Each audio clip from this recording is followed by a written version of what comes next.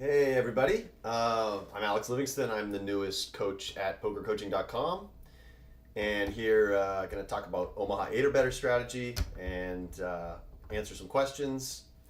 Coming at you right in the middle of the WSOP, so I just actually bubbled the 08 1500 already. I'm Alex Livingston. Sorry, I'm just a little technical difficulties here. And Going here, to mute this. Maybe someone in the chat can just let me know that this is working and I'm up and running. But anyway, yeah, I bubbled the 08 tournament. I just bagged a big stack in the 5K PLO yesterday, so that was a lot of fun. And I am going to kind of go over some 08 basics and answer some questions that you might have about 08 or about mixed games in general. And yeah, hopefully this will be good. So just for anyone who doesn't know, I mean, I don't know what level everyone's at. We'll start with some of the basics of the rules of 08. Probably a lot of you already know this, but it is a split pot flop game. 4 cards dealt face down to each player. And 4 betting rounds with fixed limit betting. I think 08 is probably one of the mixed games that's been around the longest.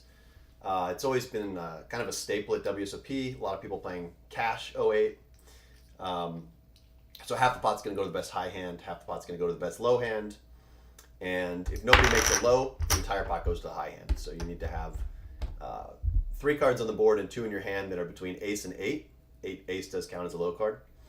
I'm sure most of you have some experience with 08, but I do notice a lot of mistakes that the WSOP that the people are making, even experienced 08 players. So I'm going to get into some of that.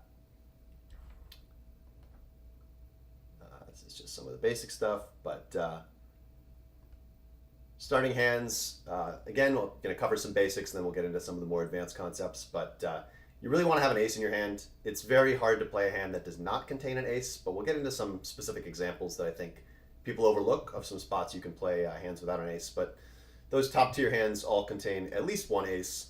Aces is always going to be pretty much a top tier hand, although you see here I've got this ace 6-9 rainbow in the next tier. So you really want to have suits, you want to have low cards with it if you have aces to make them sort of ultra premiums. And it's really important to think about all 4 of your cards, and that's a concept in PLO as well. Like in PLO, you're going to have a lot of hands where if there's that dangling card, it can be not that good. The same thing's true in 08. Pairs of kings and pairs of queens, very, very dependent on the side cards you have with them. Certainly looking to have wheel cards, looking to have suits. So something like a king 4 deuce double suited, very strong hand. Something like a king 8-6 single suited is quite a weak hand and not playable in a lot of situations. And then we get down into our A tier hands. You know, having an ace deuce is pretty much always good, but when you're rainbow, it's going to be a weaker version. B tier, C tier. Now these situational hands are really interesting. I think that these are hands that people actually misplay quite a bit. So the way that 08 works is that if one player opens the pot for a raise, these hands are not generally going to be playable in position. You're going to be quite a bit behind that opening range. But if 2 people suddenly put money in the pot, especially if it's a raise and a re-raise, the way that the card removal works is that you're going to have both players who put money in the pot are often going to have ace deuce, ace 3, those sorts of hands. Their cards are going to overlap. And I'm just going to go into this. Actually, this particular slide doesn't have that example, but basically you're going to get this big equity jump when you have these kind of situational hands. So stuff like 10-10, 9-9 single suited, Queen Jack 10-8 double suited. These are hands that if there's actually a raise and a re-raise in front of you, they actually become playable. So that's kind of an interesting little quirk about 08. I just finished up that 1500 08 tournament, and one thing that I noticed that people do in that tournament is that they are not aggressive enough in general. And this is, I think, probably a leak that a lot of poker players have, where you see a hand and you say, well, I think this hand's probably good enough to play, but I don't know that it's really good enough to re-raise. In limit games, it's actually really nice to 3-bet against an open if you have a hand you're going to play anyway, because pushing the blinds out is worth a lot, and people do play way, way, way too tight facing a raise and a re-raise. So a lot of the time when somebody opens, if you have a hand like, you know, ace, queen, jack, 4 nut suit, somebody opens mid position and you're in the cutoff. I see most people call this hand. It's a really, really nice spot to 3-bet. You've got a decent high, you've got a decent low, and getting the blinds out is going to be worth a lot. You take the initiative. People are often going to play very passively. Another thing that you notice is that when you do 3-bet, especially in position, your opponent is going to play a very passive strategy. So they're going to do a lot of checking you on the flop, and that just allows you to realize your equity, sometimes checking back. So definitely advocate playing a little bit more in terms of re-raised pots. I've got a couple questions that came in just originally before I did this broadcast, so I'm just going to go over those, and then I'll get to a couple of the questions in the chat as well.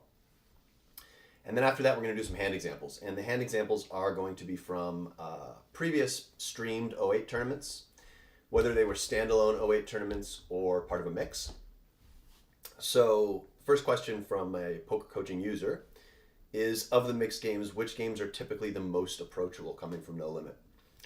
And that's a great question. I get that question a lot. A lot of people say, you know, I play No Limit Hold'em, I play PLO. I would like to get into mix, but you know, it feels daunting. Where do I start? And actually 08 I think is probably the best starting point, especially if you have some PLO experience. And 08 is a really good kind of learning game because it introduces you to the concept of split pots, and it also introduces you to the concept of limit games.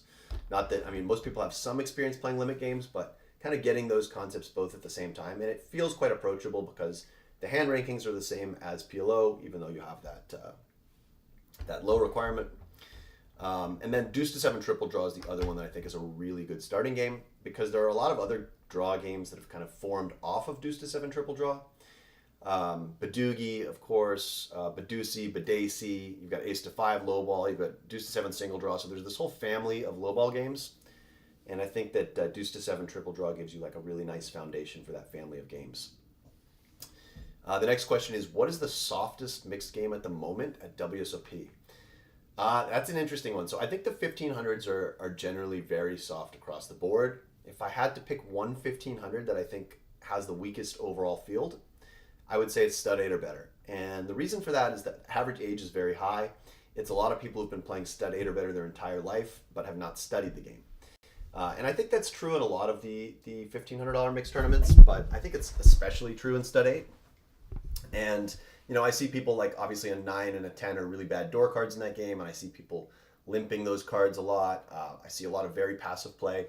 There's a concept in stud 8 where if you start with relatively similar ranges, and one player catches good and the other player catches bad, well, that player catches good should always bet. So an example would be, you've got the 3 of clubs, your opponent has the 5 of diamonds, and you catch a jack of spades. So you've got a 3 jack showing, your opponent catches a 5-4, you check to them, and they should always bet. And you see a lot of players playing that spot very passively and actually checking back.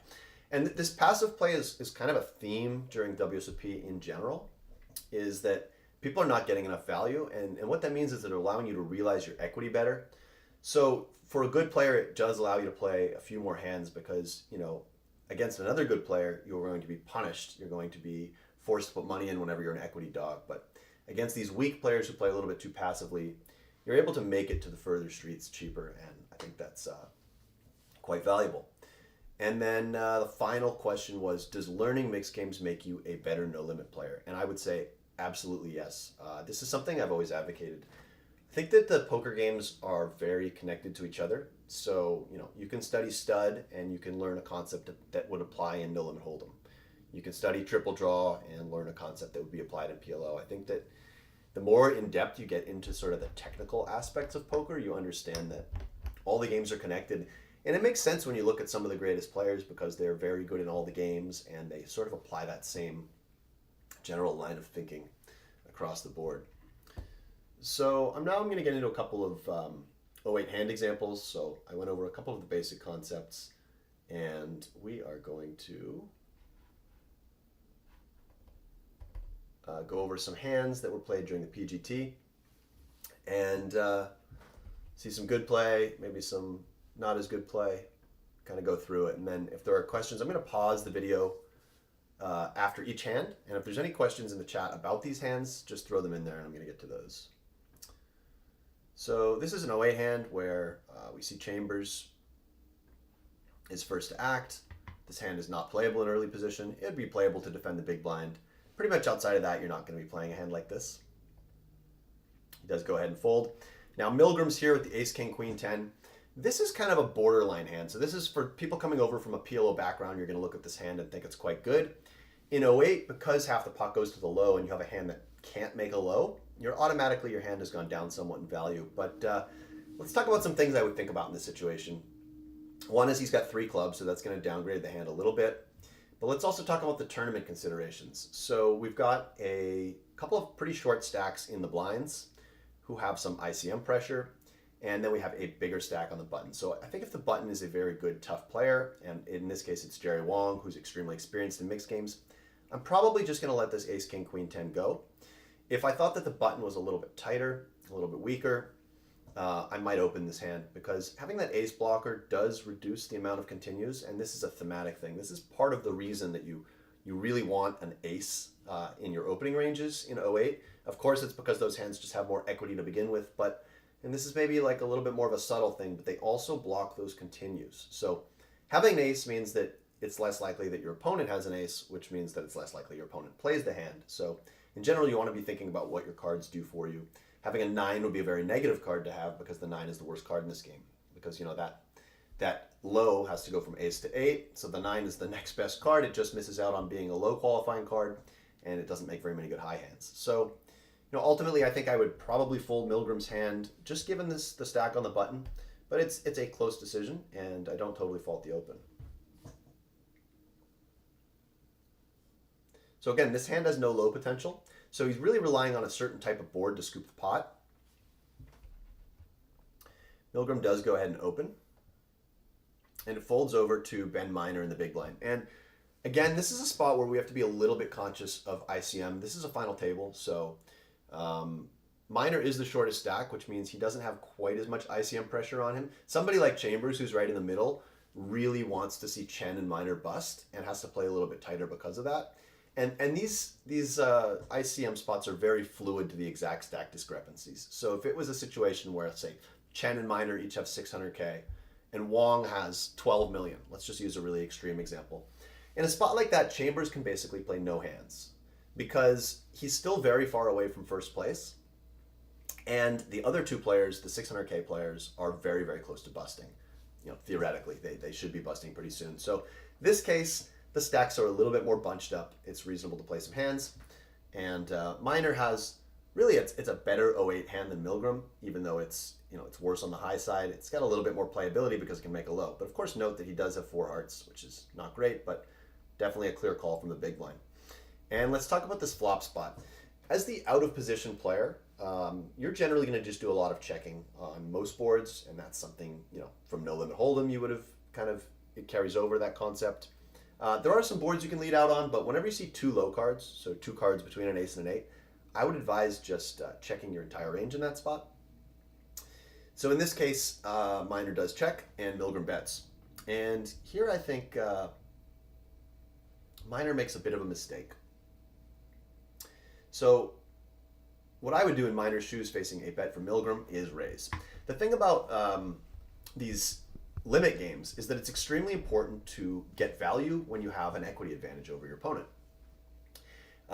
And the downside of raising, in PLO, if you have a close decision, sometimes you just call because you don't want to raise and face a re-raise, and you don't want to open yourself up, so you might just play it a little bit more safe and call. But in these limit games, so he's about to face this 200K bet from Milgram, and if he raises to 400K, the most that Milgram can make it right away is 600K. And he has a hand that is extremely unlikely to get scooped because he's got, top pair, top kicker for the high. He's got a gut shot, and he's got a pretty good low draw. So it's going to be hard for Milgram to make a hand in general. We can see with Milgram's exact hand what he has, but it's just going to be pretty hard for Minor to get scooped. A lot of the time he's going to make a low, and if his low, let's say like the turn is an 8, and he's got that ace 4 low. Now Milgram could have the ace deuce low, but in that case, then Minor's top pair is probably going to be good. So in this spot, Minor's just going to be pushing value with his hand. He's got top pair, he's got a gut shot, he's got second nut low draw, and he's facing a player who's probably opening a relatively wide range given the stacks. So I would just definitely go ahead and raise this. You might even get some immediate folds right now. So let's say that Minor has a hand like ace jack 10-3 with 3 spades, right? That hand really, really hates this flop. Typically when you have the ace deuce or the ace 3, you don't want to hit that pair. So you don't want to hit that deuce or that 3. So he might have some ace-3 hands that fold right away. And think about how difficult it is for Miner to be in really bad shape here. He'd have to be up against something like ace-deuce with a diamond draw. And even then, he's going to be okay. Maybe ace-deuce-queen with a diamond draw, but really there's just not that many combos of that. He's also out of position. So the thing is, like, calling sometimes when you have a big hand like this in position can be okay. Because then if your opponent checks, you can just decide to bet, or if they bet, you can raise. When you call out of position, you either have to commit to leading a lot of good turns, or you check and you risk it checking back. So it's a little more important to get your immediate value out of position. Miner ends up, and I show here, this is a program called Stud Flop Draw that has not launched yet. It's just in beta testing right now, but it's a really useful program to run equities. And here I look at this ace queen 7-4 has about 62% equity on this flop against a top 30% opening range, which might be around what Milgram's opening. So against an opening range, we're really doing quite well. So I may have rambled a little too long on the flop spot there, but he ends up check calling, and now you sort of see the downside of Miner's play, because he check called the flop, and now he checks the turn, which you usually do. You check call the flop, there's not a lot of leading, you check in flow, and now he gets this check back, and he's just missing out on a lot of value. Milgram, by the way, should not bet this turn. Top pair, top kicker, no low potential. He could be getting free rolled by any low, and he's really just trying to check this back and somehow get to showdown. He's really not liking this 7 of spades. Would have liked to see a high card. So it does go check, check. And now Miner bets the river, which is a good bet because now he's got the second nut low. I think a lot of Milgram's ace-deuce, which would be the nut low, a lot of those hands would have just bet the turn. So Miner figures his ace-4 low is probably good, and his queens and sevens might be good too. There's definitely a chance he can be scooping this pot. Let's say Milgram had a hand like ace, ace-5.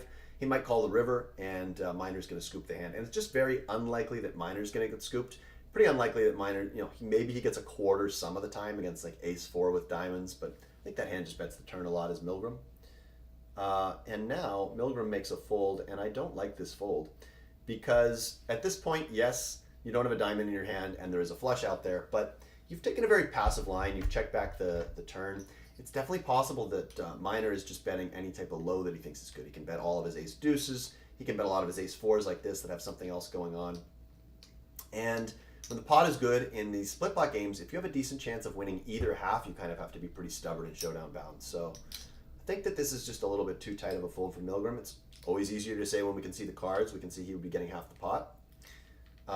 But given the passive line he took on the turn and getting a decent river, I think that that fold's a bit too tight. So I'm going to go over to the chat now and just see what you guys are asking about this hand and in general. Okay, I'm going to get to a couple questions. Somebody asked me, how big is my upcoming WSOP schedule? I blast. I play pretty much everything. I'm going to skip maybe some of the highest buy-in no-limit tournaments. Maybe I'll skip the 100K PLO and the 50K PLO perhaps, but anything 25K and under that's not no limit, I'm definitely playing. And, I kind of make decisions. If there's like a really good 10K that I want to play in the afternoon, I might skip the no limit hold'em tournament in the morning because I just want to be fresh for that 10K. But generally, I try to play everything. But I definitely will skip some of the small no limit tournaments. They're not as appealing to me, and I really like the big buy-in mixed tournaments. Somebody says they are playing. Andrew Ward says, hello from Vegas, playing the Gold Nugget Mixed 08 today. Good luck, Andrew.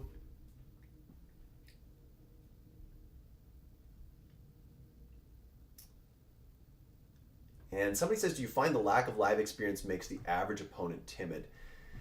I think a lot of the players in the WSOP do have live experience, but I think the WSOP is a bit of a bigger stage for a lot of people. So a lot of people will play their home game, or they'll play, they'll come here, they'll play cash games, and then they might only play 1 or 2 tournaments, and the tournaments can feel like a big deal and a big stage. So I think that people get a little bit cautious and passive because they don't want to make a big mistake. And I think that, generally, just if we're talking about mindset in poker, that's a bit of a leak. I understand it, but what I would call it is a defensive mentality. And if you look at the best athletes in sports, they don't have that defensive mentality. They're attacking. And I think that's also true of the best poker players. You have to be, in order to live, you must be willing to die.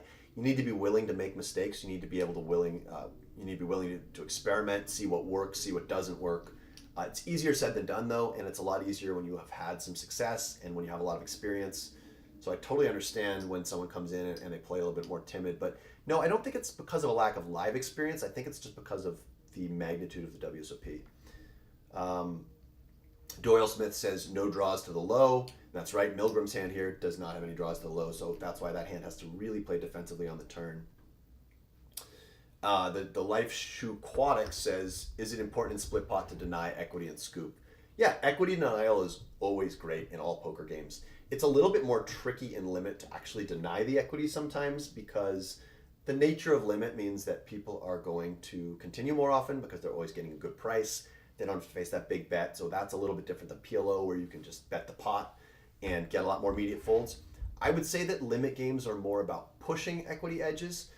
Equity denial is still important, and particularly I would say in multi-way pots. So in multi-way pots, a good example is if you think you and one other player have the strongest ranges and there's a third player in there who's kind of a dangler who has the weakest range, if you can bet and get your opponent to raise and get that third player off their equity, then that's going to give you guys both a bump. So I think that there is some equity denial, of course, particularly comes in play in multi-way pots, but I do think that in Limit 08 and in a lot of limit games heads-up pots, you're thinking more about pushing equity edges, knowing when you're ahead, and betting those 52-48 spots, definitely betting those 55-45 spots, and just not being too passive. And apparently Bart Hansen calls it equity blasting to deny equity, generate folds, and take the pot. And yeah, I mean, people will also overfold. So for instance, in this spot, if minor check raises this flop, most hands are supposed to continue. If you were to run this spot through a solver, it would be continuing almost 100% of hands. But I think that, in reality, people are overfolding a little bit. So I think that aggression just gets a little bit of extra bonus value. And then Andrew says, if you see people showing down junk like Queen 10-8-4, do you widen your opening ranges or tighten them? That's a good question. Generally, if somebody is playing too loose and showing down too loose of a range, I want to be getting there with more hands. But there are some spots where, let's say I would be opening a lot of hands with 3 tight players behind me, let's say in the cutoff in a PLO tournament, but I've got a Maniac on the button, and he's not the greatest player in the world, but he's going to call me with anything. Well, I actually have to tighten up in this spot, even though I know I have a skill advantage over this Maniac, because part of the reason I'm opening so wide against the tight players is just that I'm going to steal the blind so often. And if I've got this Maniac just playing every hand on my left, that's not going to happen as often. So I need to have some decent playability. I need to have something working for me. So I've always said that your ideal opponents in tournaments are tight players. All you want to do in tournaments is raise and steal the blinds. And when you can just do that relentlessly, you're going to just slowly pick up chips with no variance, no downside. So I would always rather have a good but tight player on my left than a bad but loose player on my left. And it's a little bit different if they're on your right. And Martin Brooks says, should minor bet the turn with top two pair and a good low? And I think there's a very good argument that he should have led the turn. What I would guess is he was probably trying to get the check raise in on the turn, but this is again the downside of playing this strategy he played and just check calling the flop. If you reverse the positions and you said that for some reason minor had called on the button and Milgram had opened the cutoff, for instance, now I don't mind calling the flop, because now if Milgram checks the turn, you have this opportunity to bet. But I can understand why minor wanted to check in flow, hoping to get in that check raise. I do believe he was going to check raise. Whether he should have led, you know what? Maybe. It's very difficult to say. I wouldn't have been in that situation because I would have just check raised the flop. I think it is reasonable to just check your entire range on this turn. This turn should be better for the opener than it should for the defender, because the opener is going to have a lot more ace-deuce and some more ace-4. So I don't really have a problem with his turn check, but I have a problem with his flop just call. Stud flop draw limit software and beta, will that be available on poker coaching? I would have to talk to the poker coaching guy. I don't believe there's any such deal in place. And I don't know when the launch date is going to be for that. I can try to provide some more information to poker coaching users moving forward, but I certainly can't make any promises there. What I can promise is that it's going to be a great software from what I've seen, and it's very similar to Odds Oracle, if anyone's used that, but it has a lot better UI. It's just way, way cleaner. Okay, I think I've rambled on this hand a little too long, so I'm going to move on to the next one. Let me just see if I want to cover this one. I'm going to skip that one for now.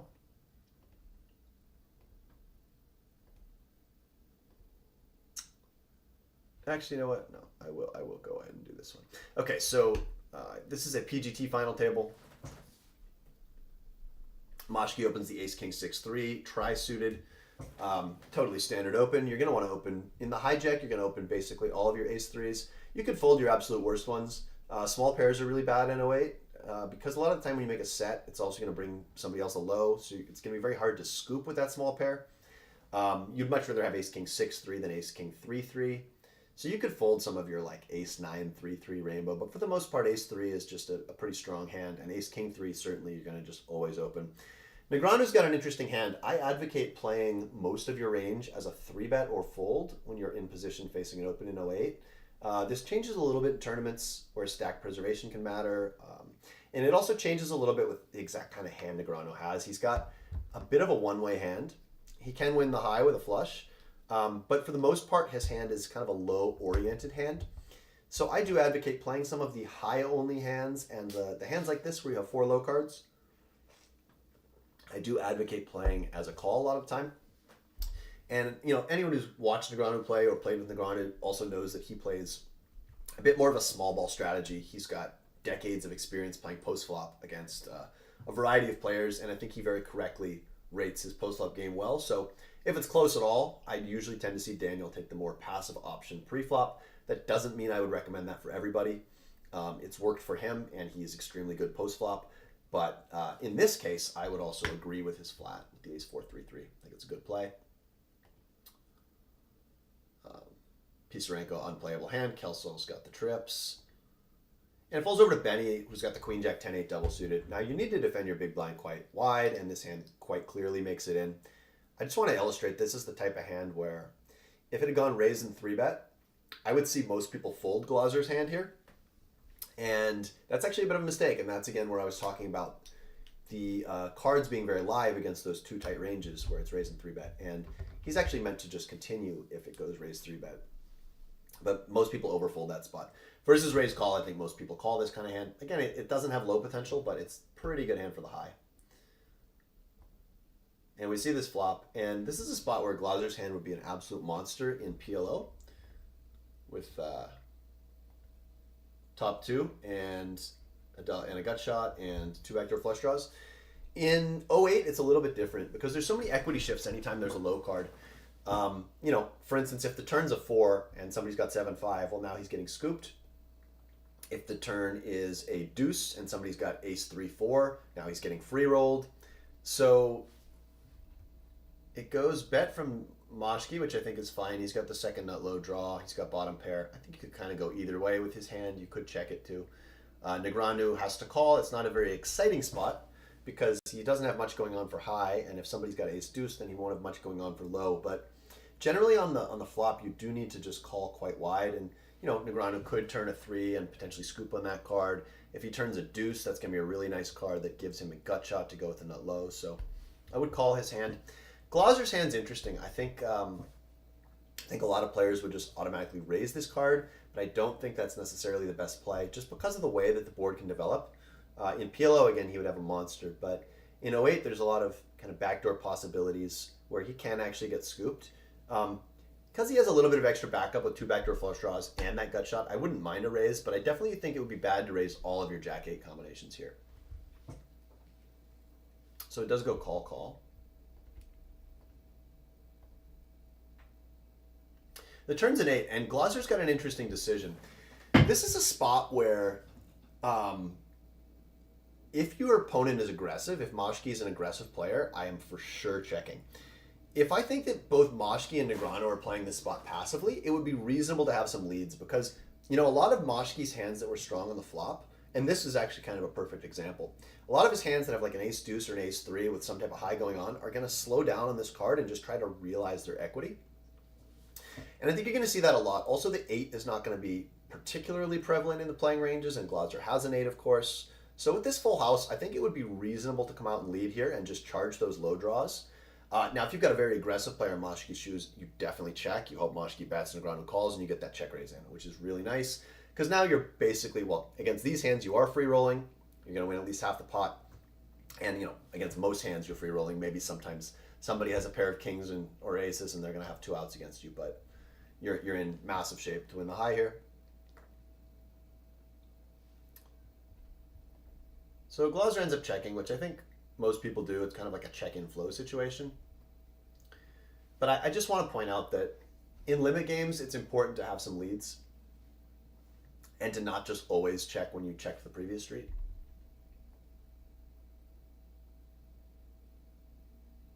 And now everyone else is kind of incentivized to check. Moshki just wants to realize his equity. He's got, maybe if he hits a 6 or a king, it's going to be good some of the time for the high. He's got the second nut low draw, which might be good, but he's not really pushing an equity edge against these ranges by betting. And the same thing for Negreanu. And bluffing, by the way, bluffing is just not as good in 08 because people will call down if they can win either side of the pot. So a jack is not going to go anywhere. And then if somebody has like an ace-4 with a 6, they're probably going to call. And then if they make any type of low, they're going to call and hope to get half. So it's very hard to get two players to fold in this spot. So pure bluffing, especially when lows end up coming in on the river, pure bluffing is generally a bad idea in this game. There are some exceptions, but generally, especially if a low comes in, it's going to be bad.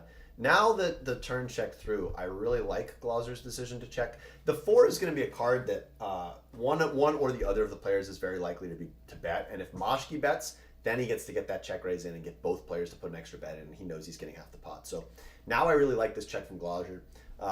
Moshki goes for a bet on the end, which is, to me, a little bit close. What he's saying is he thinks he has the nut low. Well, he knows he doesn't have the nut low, but he thinks he has the best low here against the way these players played this hand. Perhaps he thinks that Negreanu would have 3-bet a lot of his ace-deuce. Perhaps he thinks Negreanu might have raised the flop with some ace-deuce. I think this bet is a little bit marginal because you're going to run into exactly this type of situation pretty often where maybe somebody has ace-3 and somebody has the high. And it's not like Moshki can ever expect to win the high here with just a 6. So I don't love this bet from him. Negreanu has to call here, but it's a bit of a crying call because, of course, Moshki might have ace-deuce and then Glauser might have him beat on the high side. And it's a bit of a disaster, but generally you do have to be kind of stubborn when pots get big.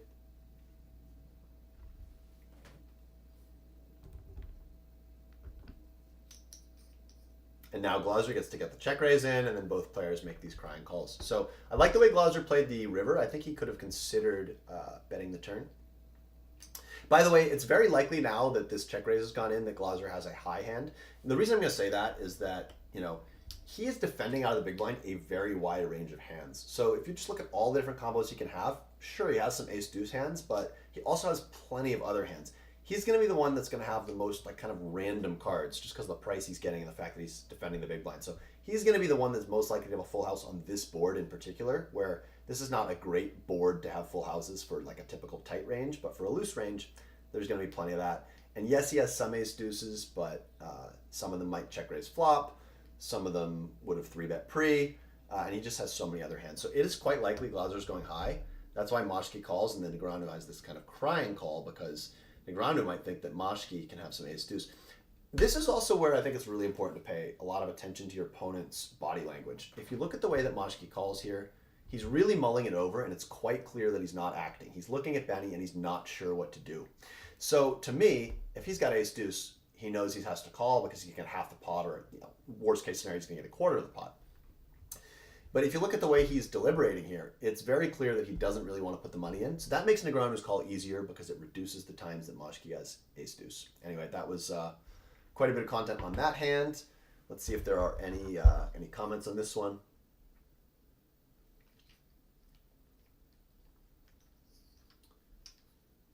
Let's see. Benny's first check makes his river check super believable. Yeah, I agree with that, Brett. He's taken a very passive line in this hand in general. He called pre-flop. He called 1-bet on the flop. He checked the turn and he checked the river. It really looks like Benny might just have like a jack or maybe some type of draw that missed, maybe a marginal low. It definitely doesn't look like he has a powerhouse. So once he does check the turn, which I think is debatable and perhaps a bit of a mistake, I think the river check is really good. And that's actually something to think about in general, is you want to always be thinking about what the best thing to do is on the current street you're on, and not worrying about, oh, maybe I made a mistake on the last street. And people will sometimes do that. They'll, I should have check raised the last street, so now I need to bet now to get my value in. and sometimes it is correct to bet the river, but Benny has the recognition to realize that he's going to face a bet here a lot of the time, and being able to check raise and get more bets in is the way to go. So I think that makes sense. Justin is asking, could Negreanu consider a 3-bet after the Maschke live read?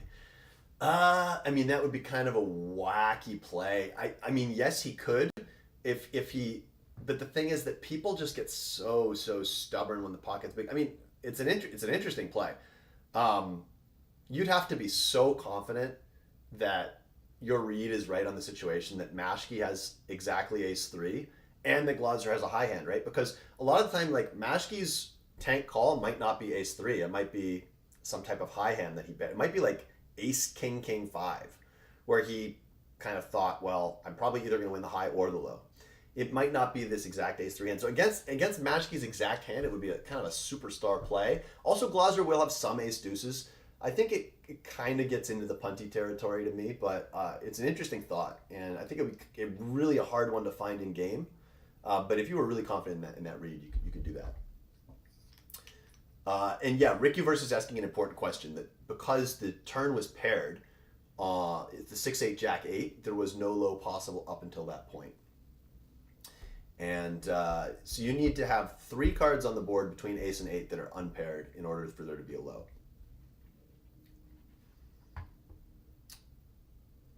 Let's also just, because that question was asked, I'm just going to go over, because some of the viewers might be a little bit newer to 08, I'm just going to kind of go over the high-low concept here. On the top left, no low is possible, ace, king, 9, 4, 4. So that's one of those examples where there are 3 low cards, but because the 4 is paired, there's no low possible. And then the next example, ace, king, 9, 3, 6. The best low would be 4 deuce. Of course, the best high would be a set of aces. The bottom left shows a classic scoop example where 4 deuce makes you the wheel, which is both the best high and the best low. And then this fourth example, if you had a hand with 3 deuce in it on the turn, you would have had the nut low, but that deuce counterfeits you. So we call that a live 3 now, is what you have on the river, meaning that you have 6, 4, 3, 2, 1. You're playing the 3. You're playing the 2, 3 from your hand, and then the 6, 4 ace from the board. But now anyone who's got the 3, 5 is scooping you. So you have to always watch out when you have the nut low at one point and then it gets counterfeit. And Douglas says, what if he had ace deuce with some sort of high and he was contemplating a raise? And yeah, I agree with Justin's assessment here that he didn't look like a man planning to he wasn't between call and raise. And I think that that's something where, you should just really try to, watching these videos is great. Watching from the Poker Go library. I know there's a lot of courses on pokercoaching.com that have that information.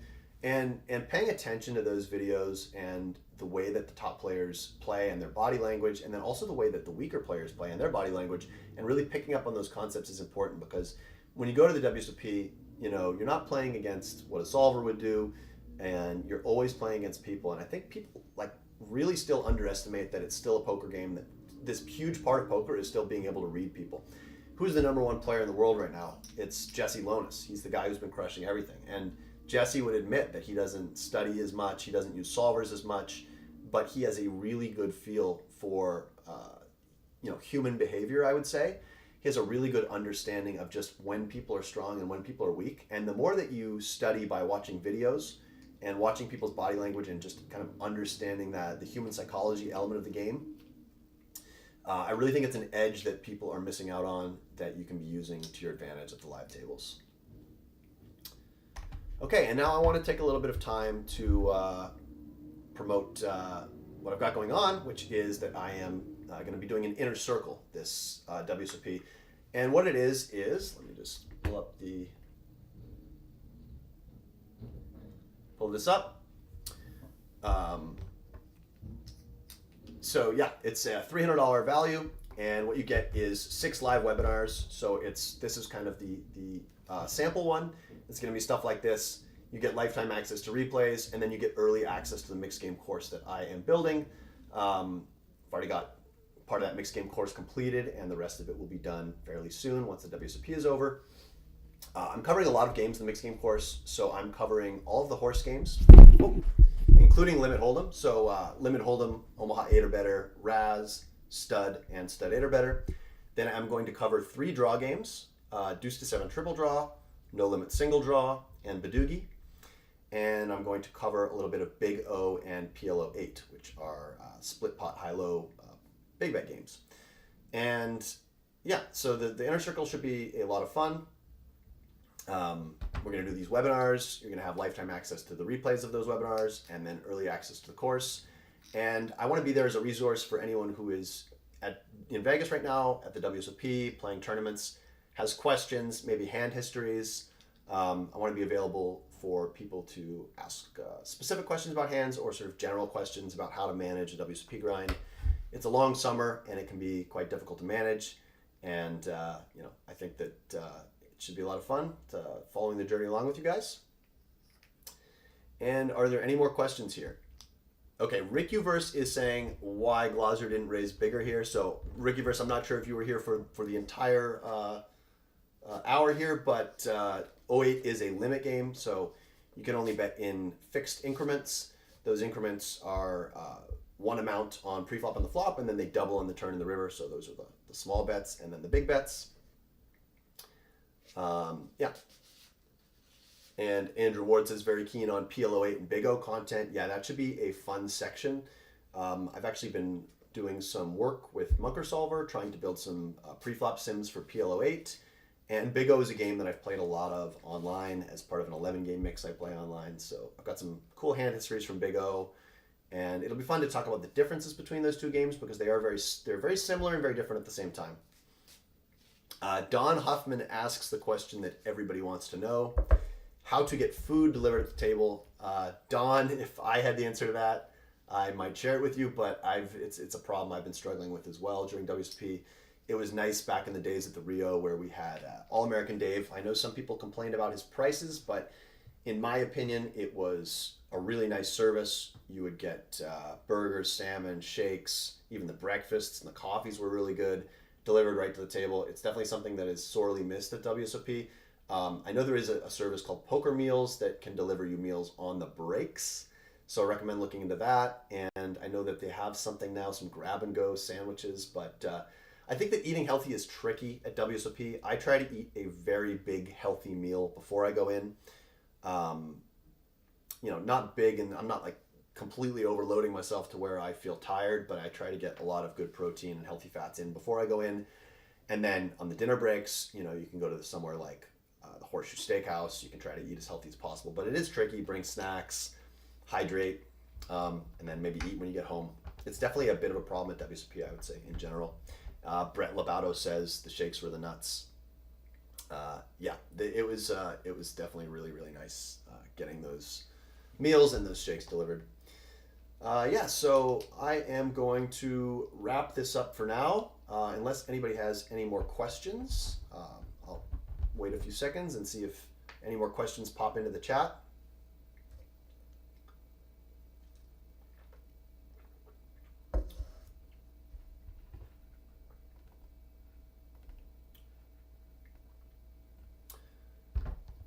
And I guess the one more thing I'll say is that there are a lot of mixed game tournaments across town. So I think that, if you're a little bit intimidated by, let's say you're a no limit player or a PLO player, and you're just a little bit intimidated about sort of jumping into a 1500 WSP, feels like a bit of a big price point for a game you're less familiar with, I would recommend checking out the South Point and the Orleans. I know that both of those casinos, and there are some others. I think the Aria has some mixed game tournaments too, and then the Golden Nugget has some mixed game tournaments. But I think that the South Point and Orleans are kind of really known for their mixed series, and they have price points maybe in the $200 to $500 range. So that's a great way to get your feet wet and try one of these horse events, try an OE event. And I think you'll find that the caliber of play is a little bit weaker than you might expect. There's plenty of newer players, plenty of passive play. And if you just go in and try to play solid, tight strategy and play a little bit on the tight, aggressive side, I think you'll find that you should have an edge even if you don't have a ton of experience playing some of those games. Okay, a couple more questions. Do you make any adjustments playing 08 in horse versus playing pure 08? Yes, that's a very good question. When you're playing a horse tournament, you always want to be thinking about what game is next. And so sometimes you are going to actually play See, 08's a game where I'm going to actually play fairly similarly between the two. But let's say I'm in a Raz only tournament or a stud only tournament, I might play a little bit more aggressively than I would in a horse tournament if I have like a short to medium stack. Because if I am in that short to medium stack range and I'm playing Raz or stud, which are very bloody games, well, I know that I've got other games that are a little bit less bloody coming up. Or if I'm playing Limit Hold'em, I know I can wait for 08. So I think it's important to think about what game's coming up next, where you are in the tournament. Are you towards the money? And if you are in one of those games where it's a little bit more bloody, perhaps you play a little tighter knowing that you have a game that's a bit less bloody coming up. The Life Shoe Aquatic says, what event are you most looking forward to this summer? The PPC is a lot of fun. So that's the 50K Poker Players Championship where you get to play all the games. It's a 10-game mix. 10 game is probably my favorite mix. So that would be the horse games plus No Limit Hold'em plus PLO. And then No Limit Single Draw and Badoogie. I love that mix, and I would say that that's probably... Actually, you know what? I don't think Badoogie's in. They always change it, so sometimes it's 9 games, the PPC, sometimes it's 10 games. It's possible Badoogie's not in there, but in any event, I love those 8 to 10 game rotations. That's a tough tournament, and I have never cashed it, so really hoping this is the year, but it's a lot of fun playing against some of the top players in the world at all those mixed games. And Andrew Ward said that the MGM also has mixed game series, so that's something to keep in mind. He said a stud 8 and stud had an overlay, so I guess they didn't meet their guarantees. So definitely something to look out for. I know there are some schedules somewhere that have all of the kind of individual casino schedules aggregated, so that would be a good thing to check out. But mixed games are definitely growing in popularity. You see more casinos offering more types of mixed game tournaments. And getting kind of creative with some of the tournaments that they're offering. And Andrew said that stud sure was bloody. Okay, Doyle Smith asks, which games are so complex and obscure that there are no solvers and solver tools available? I would say that there are tools available for almost all of the games, but the newer the game, maybe it's harder to find those tools. So some of those Dramaha games that you see in some mixed cash games, maybe harder to find tools on those. I would say that the tools on stud games, you can get a lot of equity-based information, but to get an actual solver that tells you what to do in each situation, the way you could in 08 or in PLO or in No Limit Hold'em or in Limit Hold'em, that's a little bit more difficult in the stud games. I know that some solvers may exist, but they're quite private. But there are tools in pretty much every game, and that is something where both Odds Oracle and Stud Flop Draw are super useful. There's a tool called Munker Solver that's very useful in all of the Omaha-based games, so PLO, Limit Omaha 8, and Pot Limit Omaha 8. It's not so user-friendly, I would say, but it is extremely valuable. And yeah, so I'm going to wrap it up for now, guys. Again, I have this Inner Circle for $300, which is going to get you 6 of these webinars, access to the replays, and early access to my mixed game course. And for anyone who's in that Inner Circle, I will be happy to answer questions you have during those webinars. Whether it's hand histories, we can go over some hands you played yourself. We can go over some big picture stuff.